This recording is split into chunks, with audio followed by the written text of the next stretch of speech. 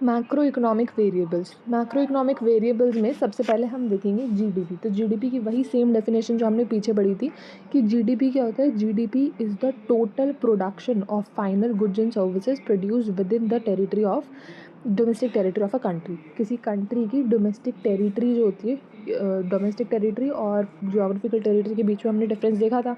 तो domestic territory के अंदर जितने भी फाइनल गुड्स और सर्विसेज प्रोड्यूस हुई है उनकी टोटल वैल्यू को हम जीडीपी कहते हैं ना। अब जीडीपी के अंदर जो फॉरेन नेशनल्स होंगे जो इंडिया में काम कर रहे होंगे वो भी कंट्रीब्यूट करेंगे और वो भी इसमें इंक्लूडेड होंगे। अगर हमें उन्हें एक्सक्लूड करना है तो हमें निकालना पड़ेगा जीएनपी। जीएनपी क्या होता है? जीएनपी केवल इंडियन रेजिडेंट को देखता है, ओनली इंडियन रेजिडेंट। तो it is the income earn by non Indian resident जो है वो इसका पार्ट नहीं होती, लेकिन वो जीडीपी का पार्ट होती है। तो यही डिफरेंस है इन दोनों में। अगर सिर्फ रेजिडेंट है तो वो जीएनपी, अगर रेजिडेंट और फॉरेन दोनों हैं तो वो फिर जीडीपी। अब जीएनपी का फॉर्मूला क्या है? तो जीएनपी का फॉर्मूला है, अगर हम जीडीपी देखो, अगर ये कुछ लोग हमारे इंडिया वाले बाहर काम कर रहे हैं तो बाहर के लोग इंडिया में भी काम कर रहे होंगे, तो factor income earn by domestic factor of production in the rest of the world. जो रेस्ट ऑफ द वर्ल्ड में इंडियन काम कर रहे हैं उनकी इनकम्स को हम ऐड कर देंगे और जो इंडिया में बाहर के लोग काम कर रहे हैं उसको हम सब्ट्रैक्ट कर देंगे। इसी को ही हम NFIA कहते हैं, यानी कि net factor income from abroad. तो अगर हम इसको ऐड ऑन कर दें तो फिर हमारा क्या आ जाएगा? हमारा जीएनपी आ जाएगा। अब national disposable income. National disposable income क्या है? देखो, ये जो जीएनपी होता है ना, इसमें जो ट्रांसफरेबल अमाउंट्स हैं जिनको कि हम रेमिटेंस कहते हैं, जो हमारा फ्री मनी है, वो हम इसमें काउंट नहीं करते हैं।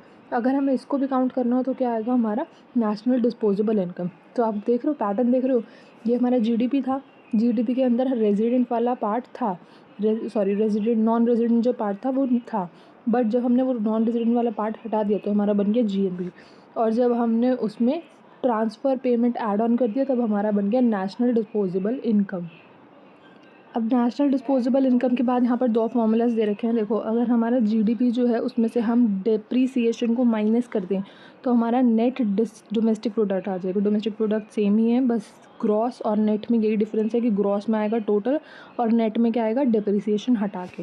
सेम ऐसे ही है gross national product GNP. GNP में से अगर हम डेप्रीसिएशन हटा दें तो क्या बचेगा? Net national product. तो नेट और ग्रॉस में यही डिफरेंस है, ग्रॉस मतलब टोटल और नेट मतलब डेप्रीसिएशन हटा के। तो ये हो गया। अब नेक्स्ट आते हैं अगला टॉपिक। हाँ, ये जो जीएनपी है इसी को ही हम ग्रॉस नेशनल इनकम भी कहते हैं, तो कंफ्यूज नहीं होना है। ऐसे ही जो नेट नेशनल प्रोडक्ट है इसी को ही हम नेशनल इनकम कह सकते हैं, इसमें कोई कन्फ्यूजन की बात नहीं है। अब नेक्स्ट आता है मार्केट प्राइस और फैक्टर कॉस्ट में क्या डिफरेंस है। फॉर एग्ज़ाम्पल, हमने एक बर्गर बनाया।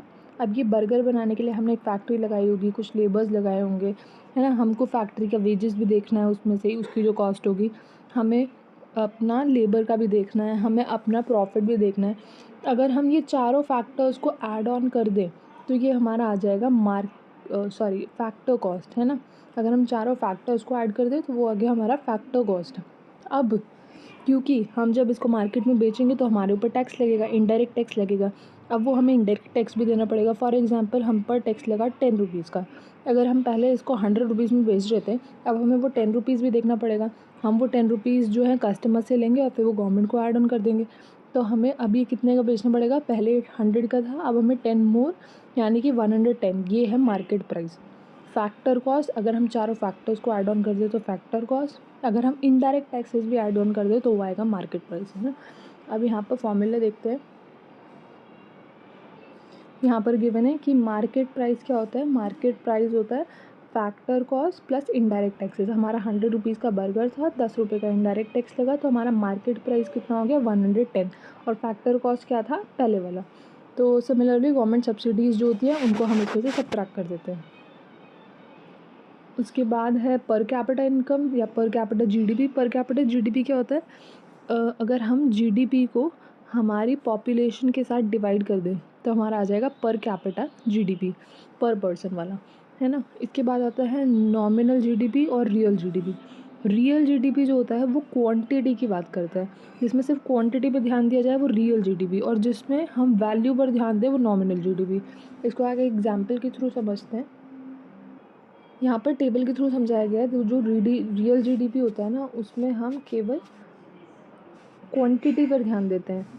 ऑन द अदर हैंड जब हम नॉमिनल जीडीपी की बात करते हैं तो हाँ वहाँ पर हम वैल्यूज़ पर ध्यान देते हैं। तो हमारा जो इकोनॉमिक ग्रोथ है वो हम रियल जीडीपी के बेसिस पे देखते हैं, जिसमें हम मार्केट प्राइस को कांस्टेंट कर देते हैं। सी यहाँ पर मार्केट प्राइस 10 रुपीज़ 10 10 12 12 12 12 एक कांस्टेंट है, बट यहाँ पर इट इज़ चेंजिंग। यहाँ 13 हो गया, यहाँ 13.5 हो गया, यहाँ 12 था, यहाँ 11 हो गया, 10.5 हो गया, 10 हो गया।